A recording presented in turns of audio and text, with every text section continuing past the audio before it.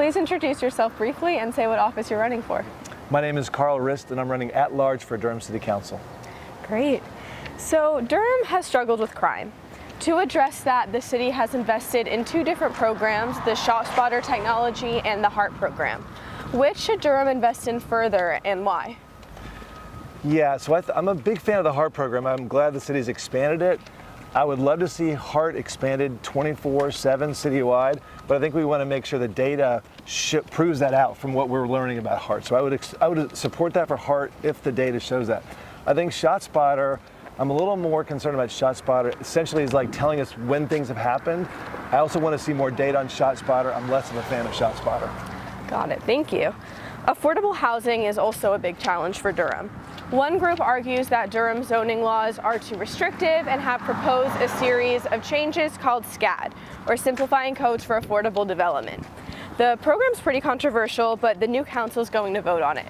Are you for or against? So I think the big issue for Durham is affordable housing. I think we need more tools rather than less to build affordable housing. That includes the bond funds we approved a couple years ago. It does mean we also need to improve modernize our zoning code, but I think we need to do it in a way that the public sort of supports and sort of has full buy-in. And so while I think there's some changes to be made, I think we need to do that in a process that works for all the citizens. So if you were to have to vote right now, would you vote in favor or against it? If I was voting on the whole package of SCAD, right now I'd vote against it. Got it, thank you. What's another? But I should say, I think there's a lot of things in SCAD that we want to do to change the zoning code that need to be addressed right away. Just as a full package altogether, this package, not yet. Completely fair, completely fair. What's another city that Durham could learn from? What would you point to that the city's doing something right, whether it's with crime, housing, transportation, something else? Yeah, can I name two cities that are twin cities? So Minneapolis and St. Paul are doing some amazing stuff. Minneapolis, speaking of these kind of zoning code reforms, did that a couple years ago, and it's showing some great results in terms of the increased supply of housing which is needed to address the unaffordability of housing.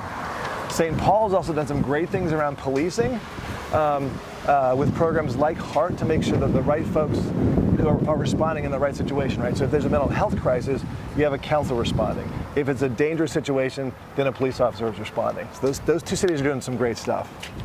What's a memorable book you've read recently? Yeah, wow, I've read a lot of good ones recently. The one I read, there's a book by a man named Clint Smith called How the Word Is Passed. Okay. Which is all about how we talk about race and racism in America in some of these sort of like sites like Civil War places and other. It's an amazing story about how we talk about race and racism in that history and how we can understand that better through how we talk about these things right now. Great book. Got it. Thanks for the recommendation.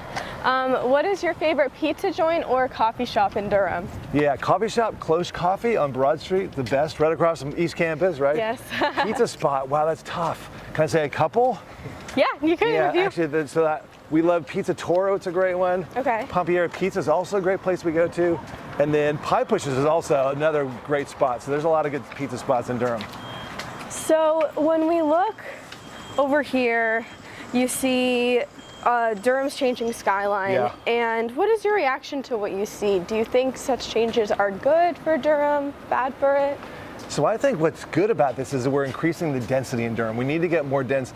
As we grow as a city, we either have to keep sprawling further out to address housing, or we need to get more dense. I think getting dense is good.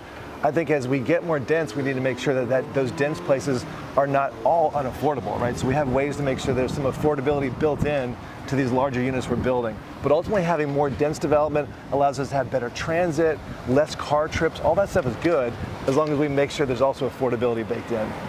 Well, thank you so much for chatting with us today. We've enjoyed this interview. Appreciate it, Charlotte. Thank you.